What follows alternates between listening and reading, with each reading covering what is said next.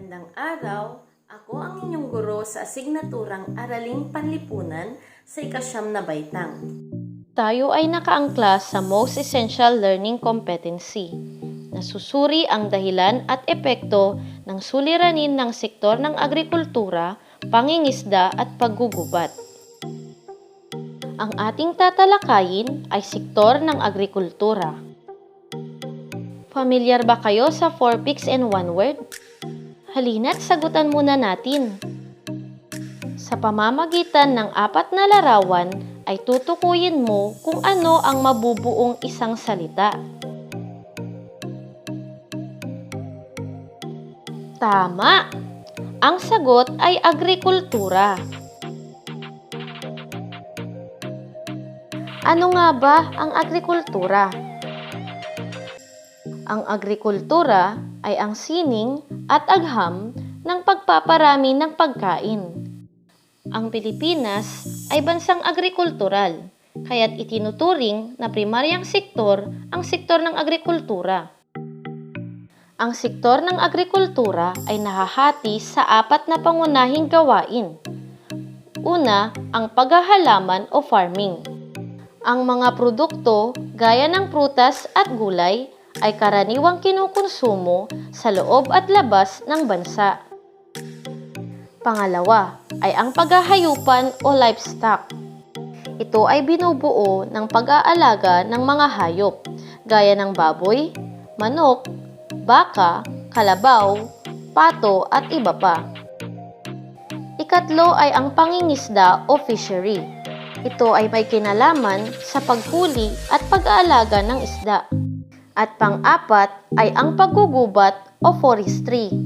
Ito ang pinagmumulan ng mga produkto gaya ng plywood, tabla, troso at mga produkto gaya ng ratan, anahaw, kawayan at iba pa. Ito ang mga pangunahing gawain ng sektor ng agrikultura. Ang sektor ng agrikultura ay may malaking papel na ginagampanan sa ekonomiya. Ito ang pangunahing pinagmumulan ng pagkain. Ang lupain at klima ng bansa ay akma sa pagtatanim ng maraming uri ng halaman at pag-aalaga ng mga hayop. Ito ang pangunahing pinagkukunan ng mga hilaw na materyales batay sa pagbuo ng panibagong produkto.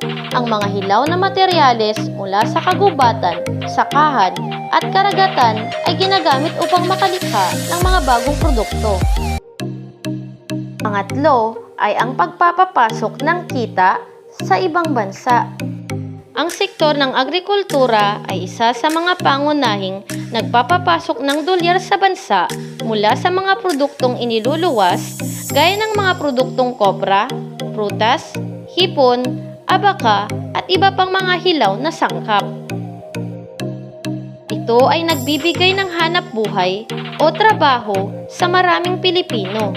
Mahigit 30% ng mga Pilipinong manggagawa ay bahagi ng sektor ng agrikultura. Karaniwang nagtatrabaho bilang magsasaka, mangingisda at nag-aalaga ng hayop. Ito ang patunay na mahalagang tagapagtaguyod ng ekonomiya ang sektor ng agrikultura. Isang matibay na sandigan ng bayan upang makamit ang inaasam na pag-unlad. Ngunit, alam mo ba na ang sektor ng agrikultura ay humaharap sa maraming hamon at suliranin? Magbigay ka nga ng isang suliranin ng sektor ng agrikultura. Tama! Isa na dito ay ang pagliit ng lupang pangsakahan. Dahil sa patuloy na paglaki ng populasyon at paglawak ng paninirahan, komersyo at industriya, ay maraming lupang sakahan at kagubatan ang tinayuan na ng mga bahay at gusali. Ang paggamit ng teknolohiya. Maraming magsasaka at mangingisda sa bansa ang patuloy pa rin na gumagamit ng mga tradisyonal na paraan at agarang pangangailangan ng modernisasyon at ang kakulangan ng pasilidad at infrastruktura sa kabukiran. Malaking pangangailangan sa mga makabagong kagamitan, maayos na imbakan pag-storage ng produkto at mga farm-to-road markets ang ilan sa mga kailangang masagot o matugunan ng pamahalaan. Ang pagdagsa ng mga dayuhang produkto sa lokal na merkado. Sa globalisasyon at malayang kalakalan, ay madali nang nakakapasok sa bansa ang mga dayuhang produkto na may mas mababang halaga.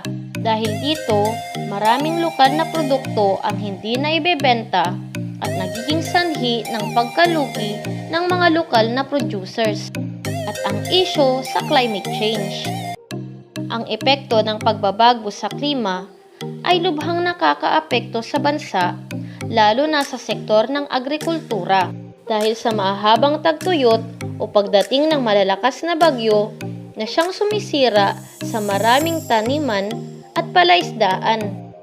At ang mabilis na pagkaubos ng likas na yaman. Dahil sa patuloy na pagtaas ng populasyon, ay tumataas din ang pangangailangan sa pagkain at mga hilaw na materyales. Dahilan upang napabilis ang pagkaubos ng ating mga likas na yaman. Kaya ang pamahalaan ay nagpatupad ng mga batas at programa upang matugunan ang mga suliranin ng sektor ng agrikultura.